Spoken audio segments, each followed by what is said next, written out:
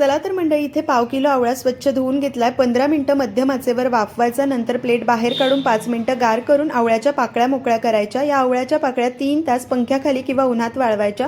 सोबत 50 ग्रॅम कमी तिखट मिरची सुद्धा वाळवायची आहे. लोणच्याचा मसाला करण्यासाठी पॅनमध्ये बडीशेप, धणे, मेथी दाणे, जिरे, नेहमीची मोहरी आणि पिवळी मोहरी घ्यायची. हलका सुगंध येईपर्यंत गरम करून एका भांड्यात काढून घ्यायचं.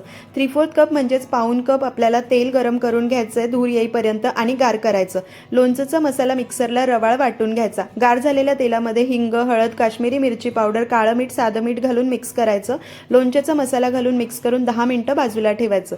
मिरची आवळा वाळलेला आहे, देठं काढून मिरची चिरून घ्यायची. तयार केलेल्या लोणच्याच्या मसाल्यामध्ये मिरची आवळा मिक्स करायचा. सोबत अर्धा टीस्पून साखर, 1 टीस्पून विनेगर घालून मिक्स करायचं. नंतर स्वच्छ आणि कोरड्या काचेच्या बरणीमध्ये भरून ठेवायचं.